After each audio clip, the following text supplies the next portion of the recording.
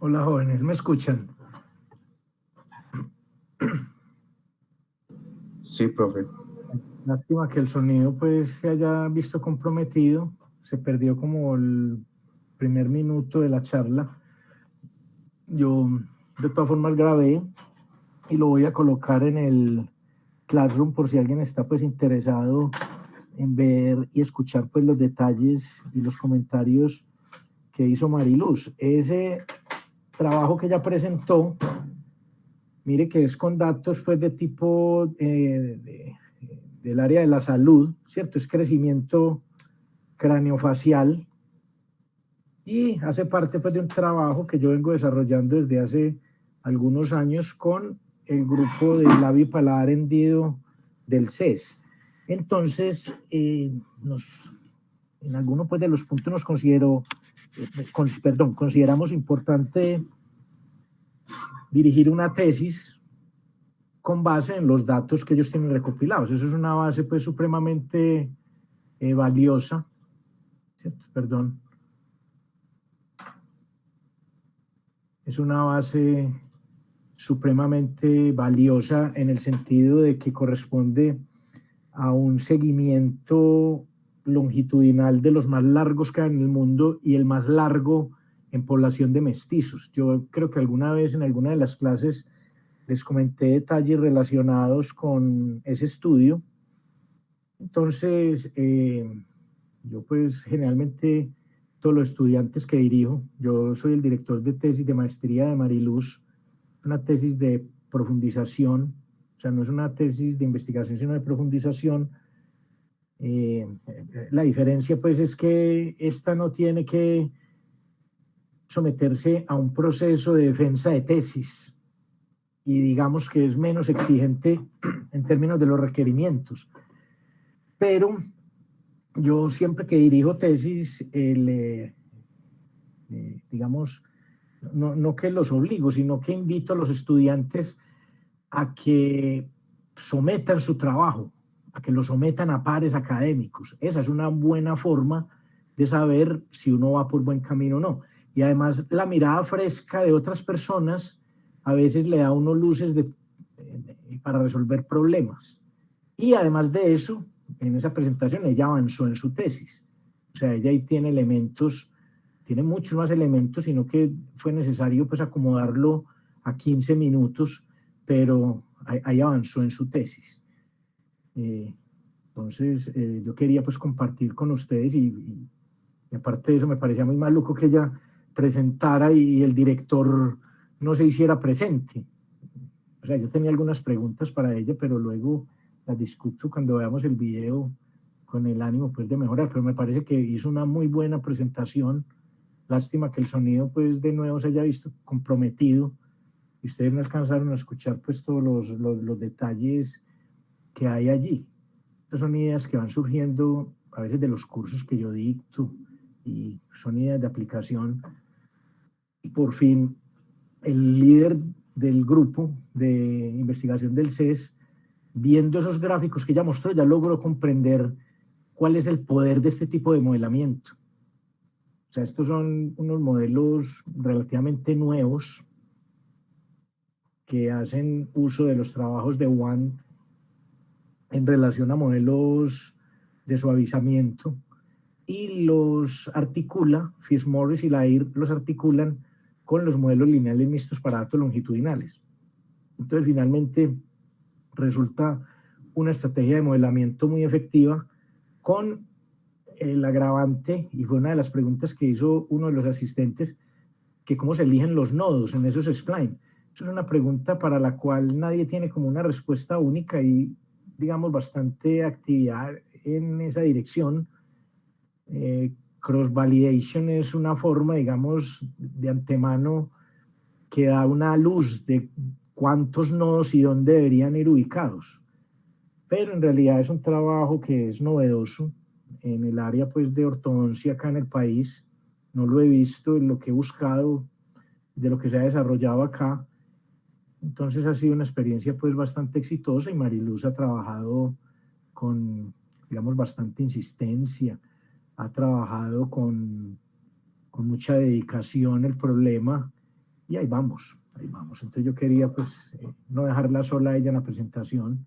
Es un evento internacional y también quería compartirlo con ustedes. Y de hecho lo voy a compartir. Ahora ensayo cómo quedó el audio y ya miraremos. Bueno, y les agradezco a todos su asistencia. Bueno, entonces vamos a ver la clase 22. Vamos a ver el caso de pareo 1C. Ya vimos la clase anterior, el caso 1.1, que se fundamentaba en la idea propuesta por McNemar. De hecho, para datos pareados 1.1, el test de McNemar es, o sea, se usa tal cual para la prueba de asociación. ¿Cuál es la prueba de asociación? Que sí, que lo R poblacional es igual a 1, que también es equivalente a probar que phi es igual a 1, donde phi es una probabilidad que definimos claramente la clase anterior, ¿sí? Y por allá al final de la clase, es más, la voy a abrir porque hay un elemento importante sobre el cual quiero insistir y se refiere a la definición de unas dos variables aleatorias que hace Woodward, ¿cierto? Woodward las define por acá, permítame, acá, en el slide 25, ¿cierto? Él define una variable aleatoria como T sub I, que es el número de pares o conjuntos, ¿cierto? Porque en el caso 1.1 sí hablamos de pares, estamos hablando del conjunto conformado por el caso y el control, pero pueden haber razones de caso y control más allá de la 1.1. Puede haber un caso y dos controles, un caso y tres controles. Entonces, cuando ya digamos la razón es mayor a 1.1, ya se habla de conjuntos o estratos, así los denominan en la literatura. Entonces, T sub I es el número de pares donde hay exactamente I expuesto. Entonces, tú me das el subíndice acá, entonces T sub 0 será el número de pares que no tiene ninguno expuesto. O sea, ya habíamos visto la clase anterior que en el caso 1.1 hay varias posibilidades para el factor de riesgo dentro de cada par, ¿cierto? Dentro de cada par. Voy a retomar esa parte que es importante y la vamos a requerir acá en la clase. Entonces mira que acá en el caso... Perdón.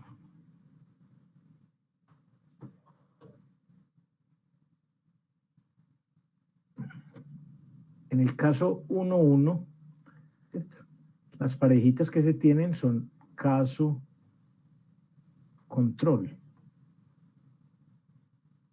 ¿Sí? Y el factor de riesgo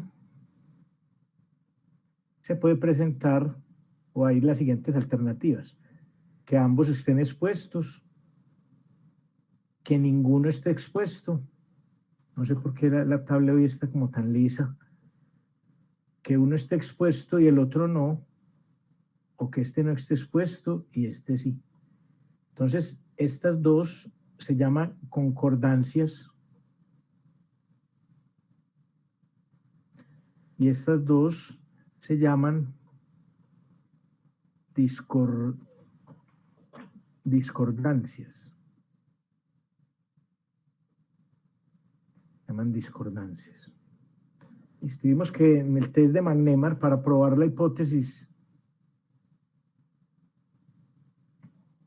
de que phi es igual a, de que sí es igual a 1, que es lo mismo que probar que phi es igual a 0.5,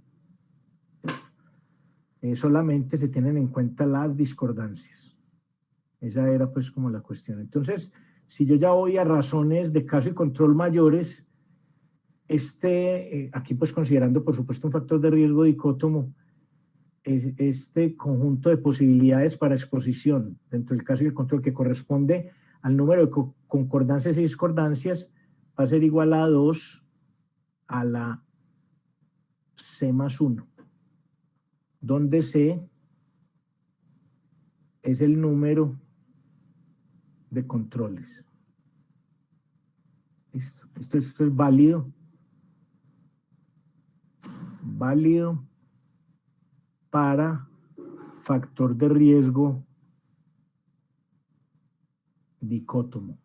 Listo.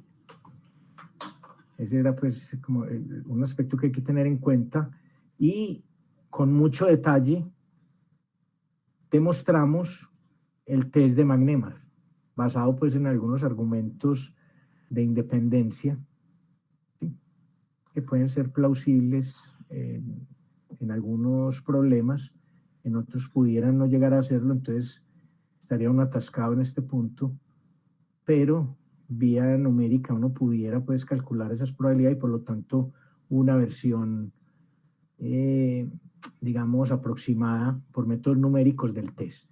Entonces bueno, tenemos T sub i, el número de pares con exactamente y expuestos, y M sub i, el número de estos T sub i. O sea, ya identifiqué estos T sub i, ahora voy a contar cuáles de esos T sub i solamente el caso está expuesto al factor de riesgo. Entonces hicimos la siguiente observación, que T sub i es igual a D, que viene a ser el número de discordancias, y M sub 1 es el número de discordancias donde el caso está expuesto, ¿cierto? Denme un segundito acá. Esperen un segundito acá. Ya me perdí. Acá, listo. Entonces, para el caso 1C, nos vamos a dar cuenta que estas dos variables todavía son igualmente válidas en este caso más general. En este caso más general. Entonces, bueno, vamos. Cuando un caso se parea con C controles, un test estadístico que generaliza el test de McNemar se puede derivar usando una línea de razonamiento similar a la del caso 1.1. O sea, ¿en qué sentido? En el sentido de que esa generalización del test de McNemar no va a tener en cuenta las concordancias. Porque es que cuando tú tienes una concordancia, tú no tienes manera de determinar o de evaluar si el enfermo se diferencia del control en términos del factor de riesgo. ¿Por qué? Porque los dos tienen el mismo estatus de exposición. O los dos fuman o los dos no fuman. Entonces no hay manera como de decir si el fumar es el causante de la enfermedad o no. Entonces, esta generalización, que es muy ingeniosa, nos vamos a dar cuenta que va a permitir concluir que los casos o los pares o los conjuntos, más bien los vectores concordantes, donde hay concordancias, no van a aportar nada para el test. Ahora, si usted en este momento, digamos, se está preguntando, ¿y qué pasa si hay un alto número de concordancias? Entonces eligió un factor de riesgo que es muy escaso, o sea, diseñó mal, ¿sí? Entonces la comparabilidad se puede ver comprometida. Entonces ahí es donde la estadística descriptiva básica es tan importante. La estadística descriptiva básica es tan importante porque usted haciendo pues las frecuencias se puede darse cuenta si la exposición en ambos grupos es más o menos similar. ¿Sí? Yo ayer, yo les mandé, no sé si alguien asistió al evento del CIMAT, ¿alguno de ustedes asistió?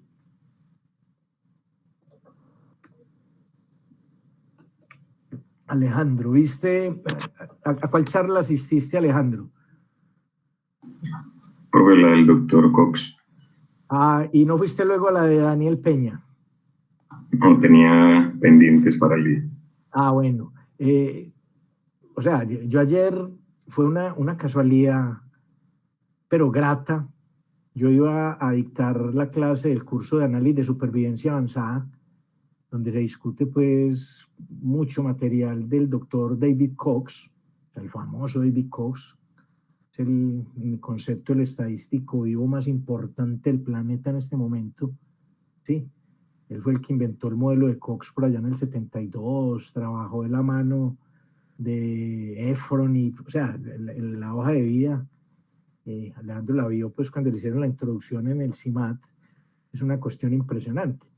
Entonces, yo como que no creía pues de estar escuchando al doctor Cox, pues yo me emocioné bastante pues con esa cuestión, porque eso no sucede todos los días, que la figura más representativa y más importante de la estadística a nivel mundial estuviera ahí dando una conferencia, ¿cierto? Yo pues me tomé el atrevimiento de grabarla, esa también creo que se las coloqué allí. La de Daniel Peña, la siguiente, infortunadamente no fue posible que la grabara porque estaba preparando pues ayer el material que dicto ahorita en una conferencia a las 10 de la mañana en el mismo evento donde Mariluz presentó, pero esa también fue una maravilla de charla. O sea, Daniel Peña durante muchos años fue la figura mundial, o una de las figuras mundiales más representativas en series de tiempo. O sea, el tipo, y ya hoy por hoy él se volcó a todo lo que tiene que ver con analítica. Entonces da una charla de una calidad pero impresionante. El objetivo que tengo hoy en la tarde es identificar por lo menos el sitio donde esté disponible esa conferencia, porque yo me la tengo que ver. Yo vi a partes y en el Classroom les coloqué unas recomendaciones que él da, pero yo estoy un poco en desacuerdo con esas recomendaciones, las cuales sí son válidas cuando usted está trabajando en entornos de Big Data. Es lo que hemos discutido acá. Es que el Big Data o Big Data surge en situaciones muy, muy específicas, pero que cada día son más comunes.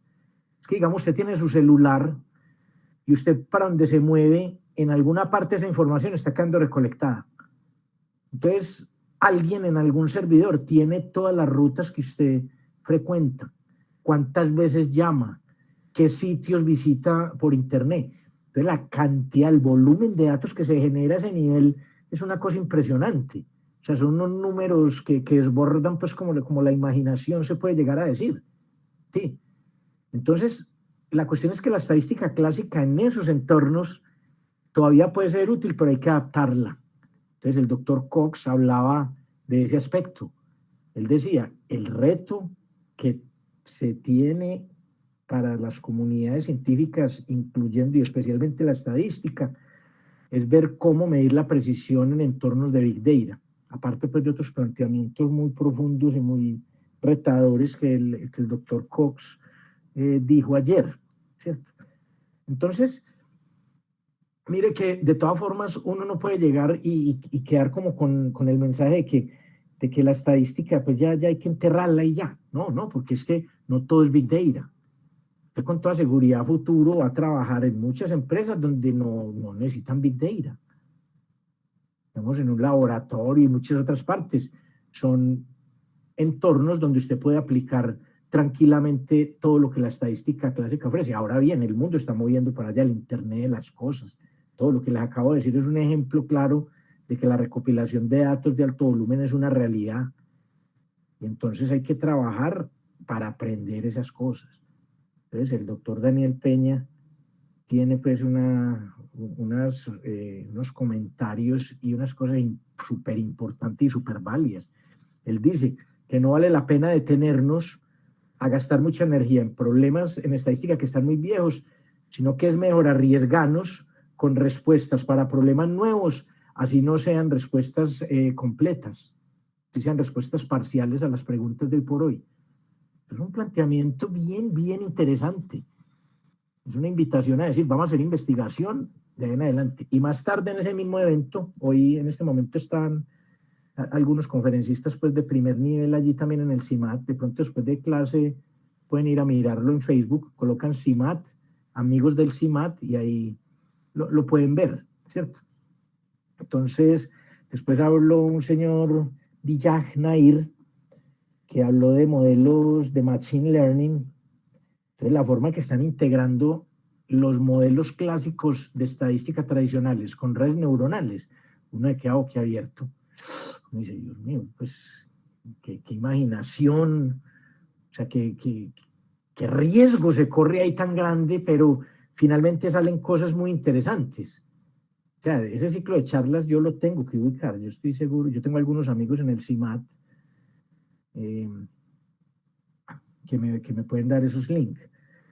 Ahora voy a hacer algo de paréntesis del CIMAD. El CIMAD es uno de los centros de investigación más importantes del mundo.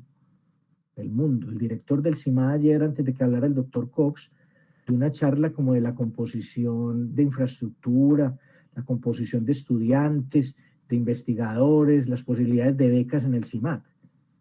Eso es un centro de primerísimo orden con unos edificios futuristas y una cantidad de investigadores impresionante, ¿sí? Allá tenemos algunos estudiantes de acá de nuestra sede y allá hay unas becas muy buenas. El profesor Víctor López tuvo el privilegio de estudiar allí en el CIMAD en la ciudad de Guanajuato.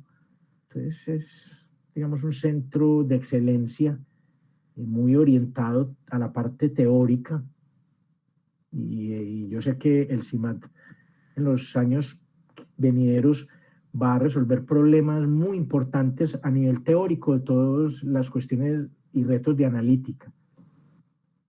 Y eso va a ser para bien, eso va a ser para bien, ¿sí? Entonces, ustedes, algunos pueden estar ya a punto de graduarse, pueden considerar la posibilidad de explorar la posibilidad de irse a estudiar al CIMAD. Ellos generalmente tienen la puerta abierta para estudiantes colombianos y que sean de la sede, perdón, o de la Universidad Nacional en general, y hay muy buenas facilidades allí. Entonces, que su camino académico no termine acá en los 10 semestres que está conformado el programa, sino que sea una oportunidad, el pregrado, de adquirir como el alfabeto para escribir ese libro académico que los va a acompañar toda la vida, llámese maestría o llámese doctorado. Entonces, es bien interesante. Yo sí encuentro los links de las charlas, se los comparto para que en algunos de sus ratos libres seleccionen una de esas charlas y lo hagan. Está muy enfocado, por lo menos las charlas de ayer, a todo lo que tiene que ver con Machine Learning y Big Data. Bien, bien interesante. Entonces, yo sí hubiera querido que muchos de ustedes participaran. Yo ese día les había colocado ese link para que vieran pues de primera mano a Cox. Bien interesante. Bueno, jóvenes. Entonces, hay otro método, mire interesante. Hay una generalización del test de McNemar para el caso de Pareo 1C, pero también hay una alternativa basada en el método de Mantel-Hansel. Y ambas estrategias producen resultados equivalentes. En este curso solo se considera el enfoque de Mantel-Hansel. A fin de usar este enfoque de Mantel-Hansel se deben definir primero los estratos. Entonces, en el material discutido antes, los estratos los definen los niveles de la variable confusora, mientras que en el estudio de casos y controles, cada conjunto pareado de caso control define un estrato diferente. O sea, ¿cómo así? Lo que está diciendo acá es que en un estudio de casos y controles yo tengo n parejitas caso control. ¿Estamos de acuerdo? Si tengo una razón 1C, yo tengo una razón 1C, permítame abro un poquito de espacio acá. Yo tengo una razón 1C, yo tengo una razón 1C. Las parejitas van a ser de este estilo: caso, control 1, hasta control C. Y le voy a colocar aquí un 1 para la parejita 1. Y tengo n parejitas de este estilo. Entonces, caso, control 1, control C en la parejita n. Entonces, mire que Mantel-Hansel lo que hace es estratificar, o como lo conocemos, de acuerdo a los niveles de una variable que es un potencial confusor. Acá la adaptación que se va a hacer es aplicar Mantel-Hansel, pero considerando esos niveles, cada uno de estos conjuntos. Cada uno de estos conjuntos se va a considerar como niveles de una variable que en el caso pues, de estos de corte nosotros la llamábamos confusor, pero acá vamos a hacer esa adaptación del test. Entonces, cada vector 1C, o sea, de tamaño C más 1, va a ser un nivel para fines de implementar el test de Mantel-Hansel. Sí, es una idea interesante, es una idea bien interesante. Entonces, mire ¿qué es lo interesante acá? Que cada vector de estos, yo lo puedo digitalizar. Yo lo puedo digitalizar, entre comillas, lo estoy colocando, de acuerdo a la exposición o no a los niveles del factor de riesgo. Entonces puede ser que en este vector de orden C+1, todos los C+1 pacientes o participantes que hay acá sean concordantes, o sea, todos estén expuestos, o todos no estén expuestos, o solamente uno y los otros no, y todas las combinaciones posibles que hay allí, que son 2 a la C+1. ¿Sí? Entonces, ahí es donde la idea de McNemar se conecta con esta digitalización de estos vectores y es el material que vamos a avanzar hoy en la clase lo que más podamos, ¿cierto? Entonces, aquí mire, dicen, el material discutido ante los estratos los definen los niveles de la variable confusora, mientras que en estudio de casos y controles, cada conjunto pareado de caso control define un estrato diferente. Entonces, ¿qué es lo que pasa acá? Entonces, vamos a la situación 1.1, porque yo quiero mostrarles cómo estos conjuntos se relacionan con estas posibilidades que hay acá, con estas 4 posibilidades que hay acá. ¿Listo?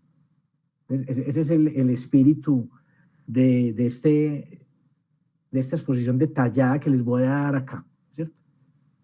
Pues a mí me tomó como un ratico comprender de qué se trataba, pero parte del goce de aprender es precisamente ese, sentarse a pensar un problema y si fallan algunas, eso no es una falla, es simplemente una manera en la cual usted consiguió el problema y resultó que esa no era. ¿Cierto? Pero en ese proceso de pensamiento uno va acomodando las ideas y de un momento a otro dice, ah, ya, eso es lo que están diciendo. Entonces, mire que es una idea bien, bien ingeniosa, una idea bien bonita, la que hay detrás de este test de Mantel-Hansel. Entonces, para ilustrar, vamos a considerar el caso 1.1, donde cada conjunto es de tamaño 2. O sea, claramente, en la situación 1.1, cada conjunto, que es este que hay acá, este conjunto que hay acá, este es de tamaño 2, ¿sí? Entonces, y hay n pares de esos, ¿cierto? Entonces vamos a tener n estratos. Pero cada estrato puede ser solamente de uno de 4 tipos. Solamente. ¿Por qué? Porque hay 4 posibilidades para exposición, que son en ninguno expuesto, los 2 expuestos o solamente un expuesto. ¿Cierto? Mire que estas 2 tablas de acá corresponden a esta situación, que el caso esté expuesto y el control no, o que el caso no esté expuesto y el control sí. ¿Sí? Entonces vamos a verlo, aquí está en detalle, que aquí lo vamos a ver bien en detalle hasta donde alcancemos. Entonces las siguientes tablas muestran estas 4 posibilidades. Entonces note que el tamaño de todas es igual a 2, que es el tamaño del estrato. Mire que el total, o sea, el caso y el control suman 2, por eso lo estoy colocando acá en rojito en todas. ¿Cierto? Aquí hay 2 tablas, esta es una tabla y esta es otra, que son las posibilidades cuando hay un solo expuesto. Entonces miremos los no expuestos. Tenemos casos y controles, un caso y un control. ¿Cierto? Entonces, en este caso, el caso no está expuesto, el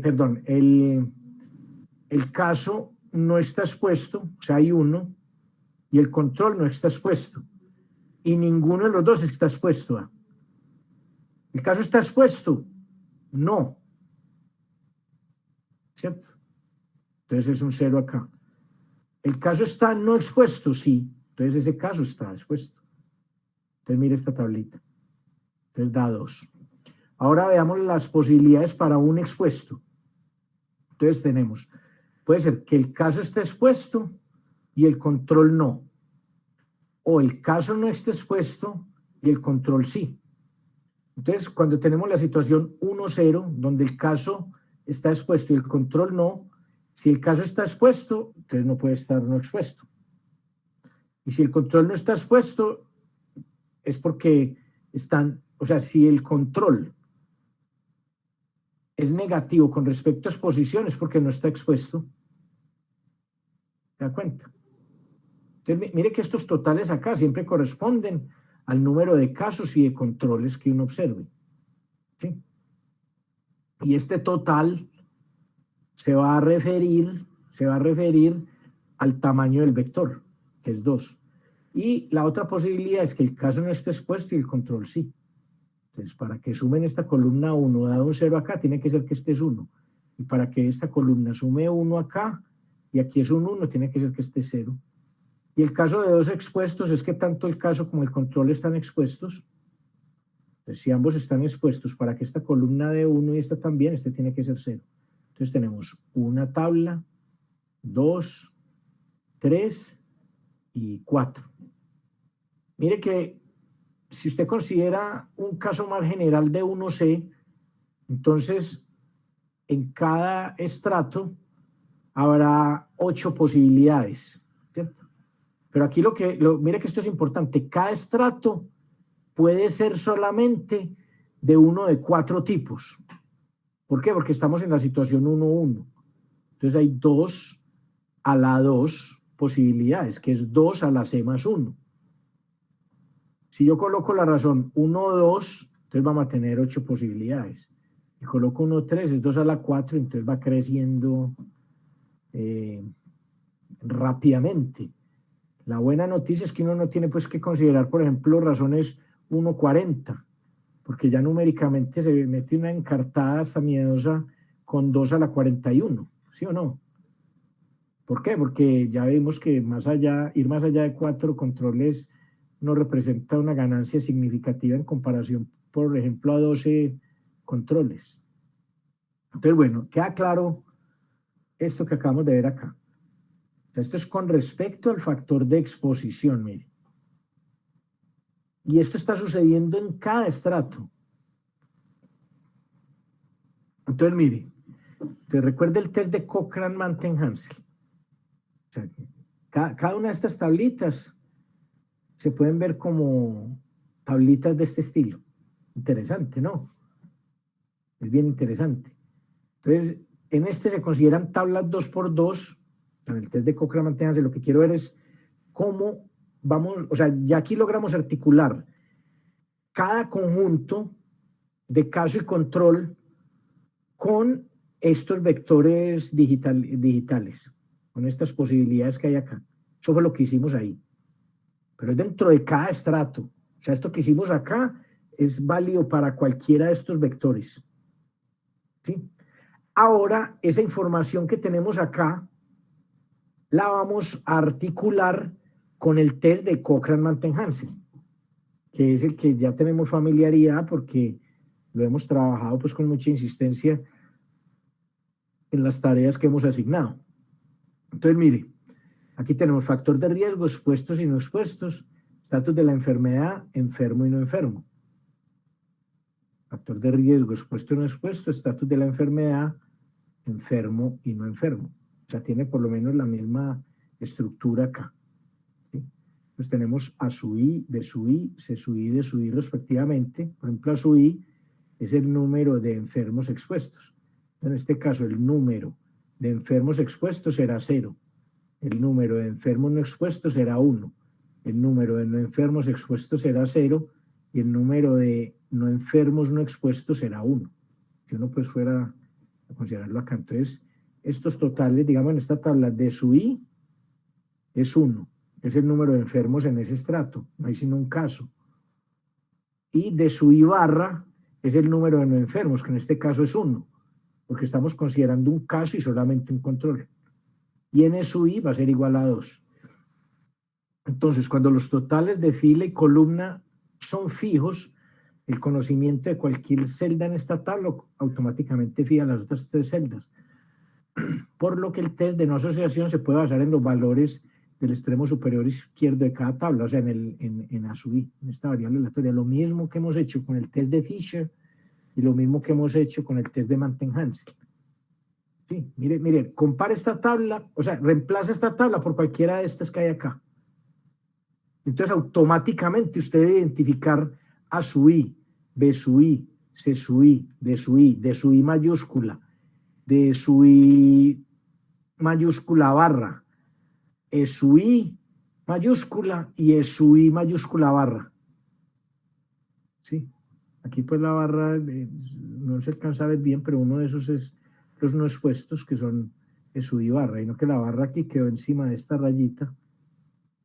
Espero que no les cause mucha confusión. Aquí es E sub i y aquí es E sub i barra, aquí hay una barrita que corresponde a este mismo E sub i barra de acá. Entonces, bueno. Entonces, este será el valor de una hipergeométrica, así lo hemos manejado acá, cuyo valor esperado de A sub i va a ser D sub i por E sub i sobre NI. Se calcula fácil, D sub i por E sub i sobre NI. Y la varianza va a ser D sub i por D sub i barra por E sub i por E sub i barra sobre N sub i cuadrado, que multiplica N sub i menos 1. Entonces mire que cualquiera de estas dos fórmulas yo la puedo calcular con la información que tengo acá. O sea, yo aquí puedo calcular en esta tabla el valor esperado de la entrada 1, 1 y la varianza. Entonces, con estos elementos, el test de Cochran-Mantegn-Hansel va a estar dado por el cuadrado del valor absoluto de la suma, sobre todo los posibles estratos. Digamos acá, en esta situación de n estratos iba a variar de 1 hasta n, que tenemos n parejas. Aquí en el caso tradicional de estudios de cohorte, este i recorre tantos niveles como tenga la variable de confusión, menos la suma con el SI de los valores esperados de A sub i que se calcularon así, menos 0.5, factor de corrección de Yates, sobre la suma de estas varianzas. Y este test va a tener aproximadamente una distribución chi cuadrado con un grado de libertad. Entonces, el test de Cochran-Mantegn-Hansel requiere el cálculo de la esperanza y varianza de la variable aleatoria ubicada en el extremo superior izquierdo de cada tabla asociada a cada estrato. Entonces, en el contexto de casos y controles, la esperanza es el producto del total de casos y el total de expuestos dividido por n, que es siempre igual a 2. Entonces, mire que para la tabla de no expuestos, este valor siempre va a ser igual a 0. Y para la tabla de un expuesto, va a ser igual a 0.5 y para dos expuestos va a ser igual a 1. ¿Sí? O sea, lo que están diciendo acá es que coja esta formulita, esta, mire, esta. Calcúlela acá. Vamos a calcularla acá. Entonces tenemos D sub i vale 1, ¿cierto? E sub i vale 0 sobre 2, entonces da 0, ¿cierto? Para la tabla de un expuesto, siga la misma formulita, D sub i por E sub i sobre NI. D sub i por E sub i, perdón, D sub i por E sub i sobre 2 da 1 por 1 dividido 2 da 1 medio. Y para dos expuestos da 1. O sea, estos son los únicos posibles valores para ese valor esperado, cuando se tiene la información de esta manera. Sí, bien interesante. Entonces ahora la varianza es el producto de los 4 totales marginales dividido por n2, que multiplica n menos 1, que en este caso será 2 a la 2 por 2 menos 1 igual a 4. ¿Cierto? Entonces da, para la tabla de no expuestos, esa varianza, siguiendo pues esta fórmula, calcule esta fórmula con estas 4 tablas. Eso es lo que está diciendo ahí. O sea, identifique E sub i barra, D sub i barra, N sub i, y entonces con esos elementos usted calcula esta varianza y le va a dar que para la tabla de no expuestos la varianza es 0. Para un expuesto es 0.25 y para dos expuestos 0. Entonces note que los no expuestos y dos expuestos al tener varianza 0 no proporcionan ninguna información. Entonces, por el momento, se va a tener en cuenta ver qué pasa. Y lo más seguro es que no tenga ninguna influencia porque va a estar asociada a concordancias. Esa es la parte interesante.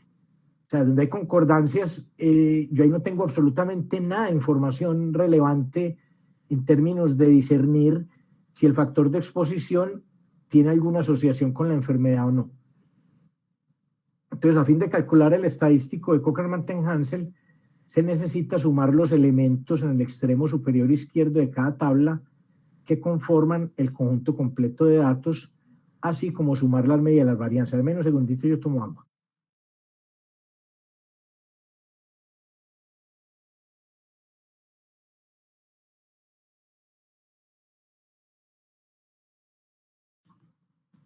Entonces, lo que se necesita saber es cuántas hay de cada tipo de tabla. Entonces, sea el número del extremo superior izquierdo de la tabla, entrada 1, 1, para algún conjunto arbitrario de caso control. ¿Sí?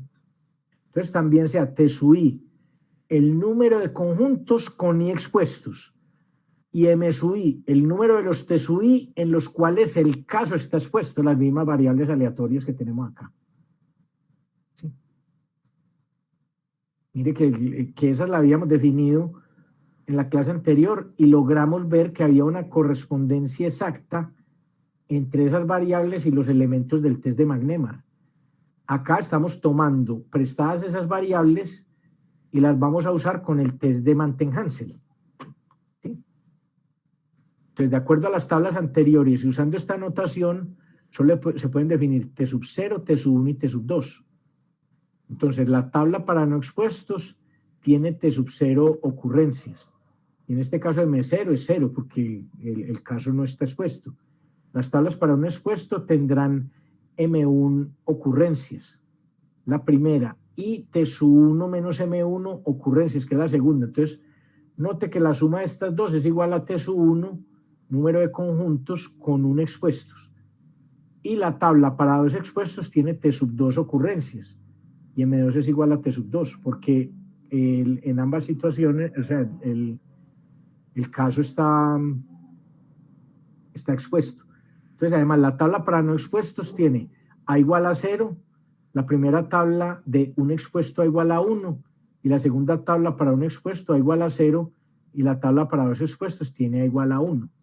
Entonces, de esta manera, la suma de A, aquí lo que estoy haciendo es, calculando este test, mire, estoy aplicando esta fórmula, pero para estas tablas.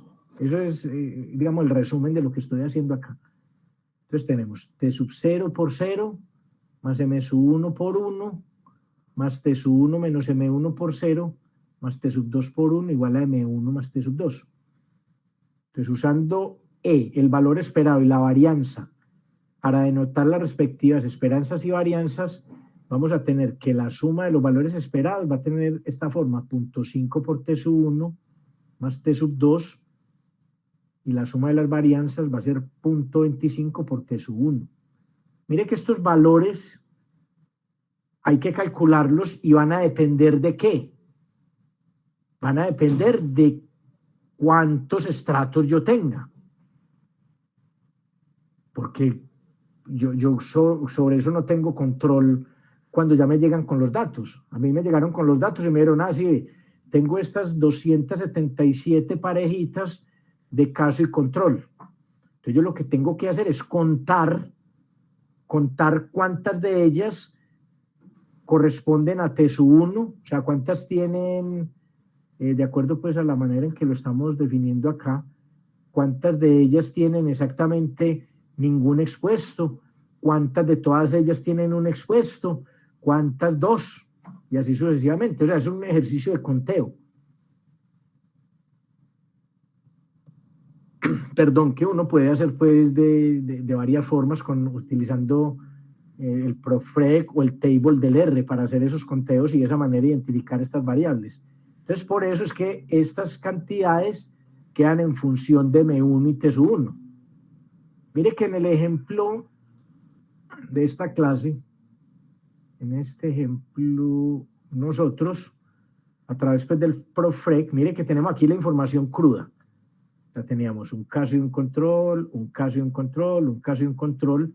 Cuando hicimos el PROFREC, él nos contó cuántas de todas esas 50 parejas tenían discordancias 0,0, perdón, concordancias 0,0, concordancia 1,1, discordancias 1,0, discordancias 0,1.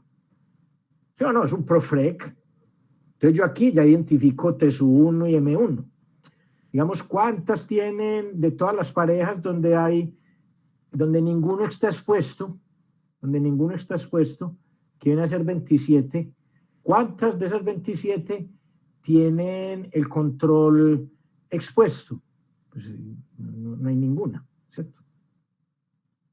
Sí, o sea, con una tabla de estas usted puede identificar a TSU1 y a M1. Entonces, por eso las cantidades que conforman el test, este test, van a depender de esas variables aleatorias, ¿sí? Entonces, note que en el cálculo de la suma de E y suma de B no se distingue entre los dos tipos de tabla de un expuesto. Entonces, de esta manera, el test de Cochran-Mantegna-Hansel corregido por continuidad, haciendo pues los cálculos, reemplazando estas diferencias, las que hay ahí, pues sumatoria de A menos sumatoria de E, o sea, M1 más T sub 2, menos 0.5 T1 más T sub 2, o sea, haciendo los reemplazos de estas cantidades por esta, mira que llega este test, que es que el test de Magnemar. ¿Te das cuenta qué bonita la cuestión? Lleva todo, o sea, todos los caminos conducen a Neiva, como dicen por ahí en las fiestas de Neiva, ¿cierto? Entonces aquí, todos esos caminos, es un camino improbable y mire a dónde nos lleva. Entonces, ¿cómo va a llegar uno de la noche a la mañana a echar por la ventana estos desarrollos tan hermosos, tan bonitos? No. A mí ese cuento pues no me lo van a echar. Yo sí quiero aprender analítica y tengo que aprender. Y sé que si no aprendo ya nadie en algún punto va a coger cursos conmigo porque no voy a tener nada que compartir. Yo sé que tengo que aprender, yo sé que tengo que hacerlo. Pero yo no abandono la estadística clásica nunca. Es que es de una belleza pues muy amplia. Llegar por ese camino a este resultado que se veía muy improbable, ¿cierto? Mira que arrancamos desde acá, conectando cada una de las parejitas con esta digitalización, nos lleva a esta belleza acá. Bueno. Entonces mire que T1 es el número de pares con una exposición, es decir, el número de pares discordantes que antes se denotó D. Similarmente, M1 es igual a T1. De esta manera, el test de Cochran-Mantegna-Hansel arriba se reduce al test de Magnemar. Mire que esos T sub 2, donde están las concordancias, se cancela ahí arriba. Entonces queda todo en función de las discordancias. Perdón, yo no sé, yo estoy seguro que a algunos de ustedes les causa, ojalá a todos, a todas, les cause como emoción ver este tipo de resultados. La matemática, y ayer lo decía el doctor Daniel Peña, y casi todos los expositores hicieron afirmaciones en el sentido de que las matemáticas son imprescindibles. Sea que usted esté montado en el Big Data, sea que esté montado en analítica, donde sea, las matemáticas son imprescindibles. Porque es que las matemáticas están llamadas a resolver los grandes problemas que se tienen con analítica. Analítica, por ejemplo, las redes neuronales funcionan muy bien, y lo dijo Villagna ayer, pero el problema de cómo interpreta usted esa vaina, eso es un lío. Afortunadamente, el uso más común que se le da es para clasificar. Un banco llega, construye unas redes neuronales bien complejas, bien elaboradas, bien pensadas, bien evaluadas, y al final las aplica a una persona y le dice, sí, esta persona me va a pagar, dele el crédito. O sea, desde el punto de vista de un negocio, tener una herramienta con una predictibilidad alta es una maravilla, ¿cierto? Pero sigamos a interpretar, ¿y qué hizo esa red? Usted mete en el lío que sea con esa pregunta a casi que a cualquiera. Entonces, muchos grupos de investigación están trabajando en esa dirección. ¿Cómo se interpreta? Pues esta vaina funciona. ¿Cómo se interpreta? Debe ser que hay unas estructuras de matemática muy, muy sofisticadas por detrás que digamos ya se han identificado en máquinas de soporte vectorial, ¿cierto? Con conjuntos de Banach, que es un concepto matemático muy avanzado. Entonces, el background de las redes neuronales también debe relacionarse con eso. El Instituto Politécnico de París están trabajando intensamente en cómo hacer teoremas límites, tratando de comprender formalmente por qué esa vaina funciona. ¿Cierto? Los árboles de regresión, cuando Leo Briman los propuso, esa vaina funcionaba, y le preguntan, ¿y por qué funcionaba? Yo no sé, eso funciona. Ya ustedes revuélquense ahí a ver, y ya llevamos, ¿cuánto? Más de 20, por ahí 30 años revolcándonos, tratando de comprender qué es, y se han hecho avances. Pero la investigación hoy en día está apuntando en amplios sectores y en escuelas de altísimo nivel a nivel mundial, tratando de comprender todo eso, ¿sí? Y seguramente ojalá lleguen a cosas como esta, que satisface el principio KISS, Keep It Simple, ¿sí? Y son de mucha aplicabilidad. Entonces, uno no se debe enceguecer ante la moda, pero es una moda bonita, es una moda buena, que hay que usarla, pues. O sea, la analítica es imprescindible. Yo no visualizo a ninguno de ustedes graduándose sin saber nada de analítica. Es más, si no saben, no van a conseguir trabajo fácil, con toda seguridad. Entonces, hagan un compromiso serio con ustedes, no solo por aprender toda la analítica y el Big Data y técnicas de Big Data que pueden, sino también por aprender todo el inglés que haya, que sea posible. Si ustedes en esas direcciones invierten el tiempo que les queda en la carrera, van a estar muy saludables desde el punto de vista laboral cuando se gradúen. Entonces, no ignoren los consejos. Yo los consejos los doy basado pues en mucha información que me llega y tiene pues la intención de que no los cojan a ustedes fuera de base más adelante, ¿sí? Pero reconozcan que eso requiere de un esfuerzo personal, de disciplina y de dedicación muy grande por parte de cada uno de ustedes. Uno no aprende cosas sentado sin hacer nada. Uno aprende es cuando se sienta frente a un libro o a mirar sitios web o a mirar videos de escuelas y universidades reconocidas, a mirarlos, a comprenderlos. Así es que se aprende. Todavía no han inventado el chip como en Bloodshot o en Matrix. Sí, poneme un chip aquí de análisis matemático. Pues no sé si ese día llegará, pero sería muy triste que llegara, porque se perdería el gusto del camino que hay que recorrer para aprender y apropiarse del conocimiento. Pero hay que seguir estudiando definitivamente. Bueno, entonces mire, el test de Cochran-Mantel-Hansel se reduce al test de Magneman. Entonces ahora, pensando de nuevo en cada conjunto caso control, o par en el caso 1-1 como si fuera un estrato, un estimador de Mantel-Hansel del OR, Figorro de Mantel-Hansel, se puede obtener de manera similar a como se hizo anteriormente en estudios de cohorte.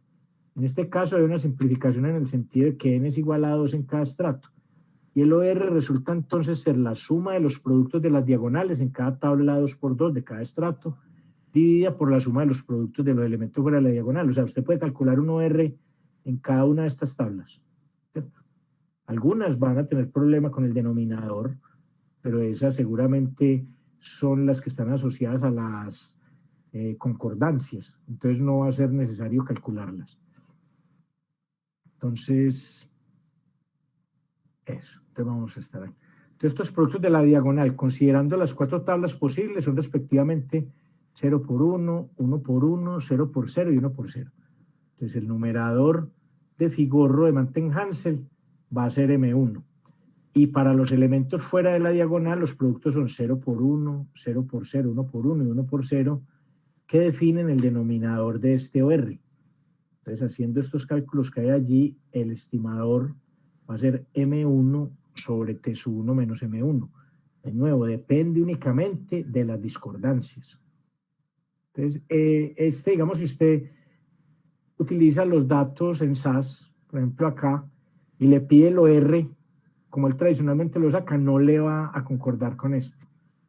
Pero identificando estos valores a través de la tabla, que sí le permite construir el SAS, usted puede calcular de una este OR. Entonces veamos el caso de Paré 1-2. Entonces hasta este momento, recuerden que yo le doy hoy solamente hasta las 9:30. Yo tengo pues que hacer los preparativos para mi conferencia de las 10. La voy a grabar también, esperemos que no haya ningún inconveniente. Y se las comparto. O sea, está más relacionada como con análisis de supervivencia. Entonces hasta este momento el enfoque basado en Mantel-Hansel no ha proporcionado nuevos resultados. Pero la anotación y metodología para el caso 1.1 se puede extender de manera cómoda al caso con más de un control. Entonces, en el caso de Paré 1.2 habrán 2 por 2 más 1 igual a 6 tablas 2 por 2 distintas, cada una de ellas representando un conjunto pareado. Entonces, un ejemplo adicional se dará antes de establecer los resultados generales. Entonces, en el Paré 1.2, donde se es igual a 2, los estratos son de tamaño 3, mire acá, ¿cierto? Que tenemos un caso y 2 controles. Las 6 tablas 2 por 2 distintas se muestran a continuación, junto con algunas cantidades de interés, que son NT, número de tablas T sub I, A, PD es el producto de la diagonal, FD producto fuera de la diagonal, el valor esperado y la varianza, que son elementos que requerimos para, o que se requirieron pues acá en el test de Mantel-Hansel, estas cantidades A, E, B y estas variables aleatorias para construir el test. Entonces, mire, todas estas tablas 1, 2, 3, 4, 5 y 6 tienen en común este numerito rojito que es el tamaño del estrato. Pero yo puedo tener n minúscula de esos estratos.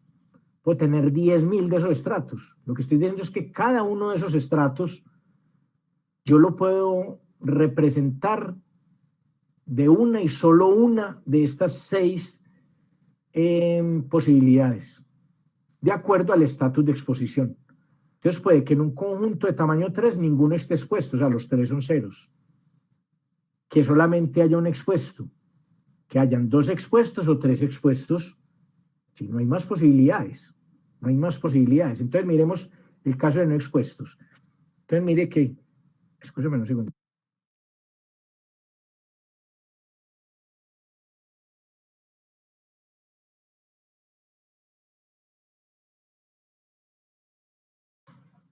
Entonces, hasta ahí me están siguiendo, ¿cierto? Entonces, aquí tenemos uno expuesto. Entonces, mire que la suma de estas columnas es el caso y los 2 controles.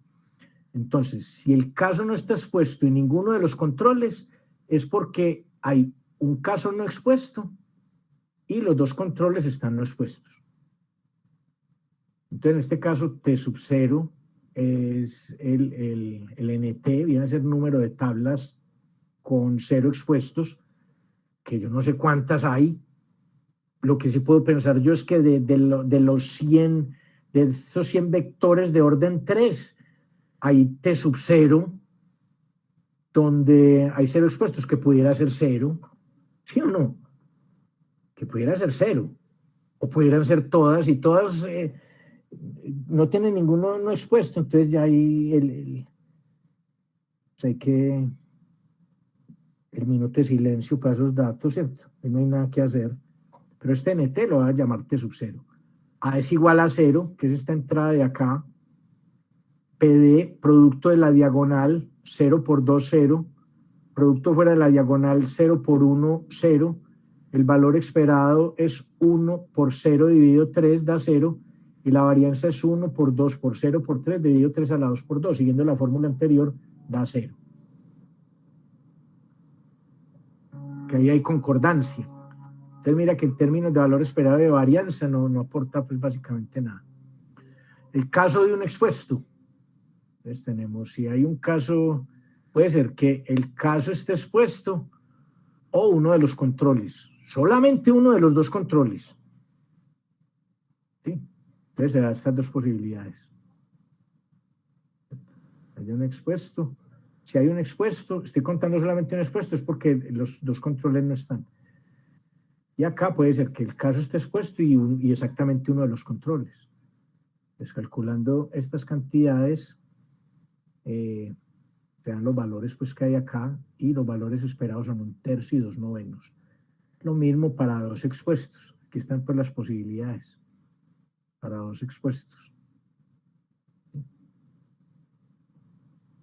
Y para 3 expuestos, quiere decir que el caso y los 2 controles están expuestos. Entonces, al sumar acá, para que conserve el número o el tamaño del estrato del conjunto, este tiene que ser 0, este tiene que ser 0, estas cantidades se calculan pues con esta tabla. Entonces, aplicándolas al test de Cochran-Mantel-Hansel y al OR estimado, tenemos esta expresión que hay acá. Entonces, note que ninguno de los pares concordantes que aportan valores M0, T0, M3 y T3 aparecen en las 2 expresiones anteriores. ¿Se dan cuenta? Tenemos pues un test aquí más general junto con su OR. Y faltan como 10 minutos. El caso general 1C se puede extender a partir de esta fórmula que hay acá.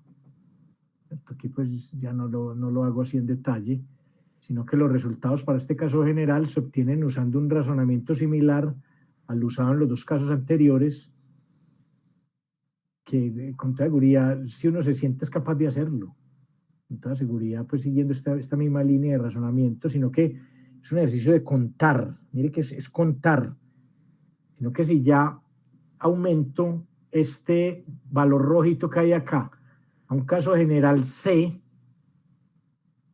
tengo que contar con más cuidado, ¿cierto? Tengo que contar con más cuidado. Pero al final, mire que este punto 5 de todas formas es un factor de corrección que usted puede tenerlo en cuenta o no. Si le piden la versión sin factor de corrección, quite este punto 5. Si lo piden con factor de corrección, calcule punto 5. Y mire que acá esto surge de procesos de conteo. Procesos de conteo. ¿Qué hay que hacer? Habría que hacerlo con cuidado, pues yo no estoy diciendo que sea trivial, que a ver, antes del almuerzo que faltan 5 minutos, venga, yo lo hago. No, hay que sentarse y pensarle bien. Pero este es el test de Cochran-Mantel-Hansel para la hipótesis de no asociación entre el estatus, casos y controles y estatus de exposición. Entonces este es el test grandote, o sea, es esta cantidad al cuadrado dividido esta suma. Y tiene asintóticamente una distribución chi cuadrado con un grado de libertad. Y el OR estimado tiene esta forma.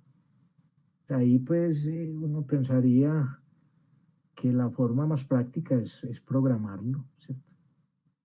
Entonces este test se puede escribir de una manera más compacta de esta manera. O sea, simplificando pues acá las expresiones, se puede escribir como el cociente entre esta cantidad y esta otra cantidad que hay acá, sino que ya tiene pues menos elementos. Tiene C, que es el número de controles más 1, la suma es de igual 1 hasta C, de M sub I menos la suma es de igual 1 hasta C por I T sub I, el cual pues obviamente al ser equivalente a este lado izquierdo, tiene la misma distribución asintótica. Entonces, Miettinen en el 70 propone una fórmula aproximada para el error estándar del logaritmo de Fiedemann-Hansel, pero no el general, sino el de casos y controles pareados, que está dada por esta expresión. Entonces, un intervalo de confianza va a estar dada por esta expresión, y al tomar exponencial en ambos extremos, llegamos a este intervalo de confianza. Estas son fórmulas que se obtienen vía el método delta. El método delta es, digamos, una aproximación de Taylor de segundo orden que permite, o sea, esto aquí tiene que ser aproximado, sino que en los textos lo colocan igual, pero es una apuesta pues más o menos importante que se hace, porque si usted hace una aproximación de Taylor de segundo orden, usted tiene que garantizar que el residuo que queda tiende a 0. Y eso puede ser muy dependiente del conjunto de datos que usted tenga. Entonces, por eso a mí me parece más sano colocar aquí aproximado, pero lo voy a dejar así, porque así está pues expresado en el libro y no quisiera pues enredarlo de esa manera, pero digamos es como una forma cerrada una forma analítica cerrada para este error estándar que nos permite calcular intervalos de confianza. Entonces ya tenemos el test, que puede ser de esta forma si quiere, o de esta. Tenemos el OR y tenemos para su intervalo de confianza. Entonces mire que lo que habíamos anticipado hace unas clases de que el estudio de casos y controles en la escala, digamos, de dificultad tiene la escala más alta. Y era de esperarse porque el caso de matching es equivalente al caso de muestras dependientes, que tiene pues más dificultades que el caso de muestras independientes. Entonces vamos, para terminar, a hacer este ejemplo. Rodríguez et al. En el 91 describen un estudio de protección contra la tuberculosis que confiere la vacuna BCG, que tiene el bacilo Calmette-Guerin, entre niños asiáticos nacidos en Inglaterra. Entonces los casos se seleccionaron a partir de listas de notificación de la enfermedad, seleccionando nombres asociados con el subcontinente de la India. Los controles se seleccionaron de registros de niños de diferentes distritos o registros escolares, o sea, distintos barrios, seleccionando de nuevo nombres asiáticos solamente. Se parearon 5 controles por cada caso sobre la base del género y la fecha de nacimiento. O sea que estamos en una razón 1,5, o sea que C va a ser igual a 5. Se parearon 5 controles por cada caso sobre la base del género y la fecha de nacimiento. La historia de vacunación de BCG se determinó a partir de registros médicos para los casos y los controles. Los datos fueron, mire cómo está organizado acá. Caso con BCG, o sea, tenía el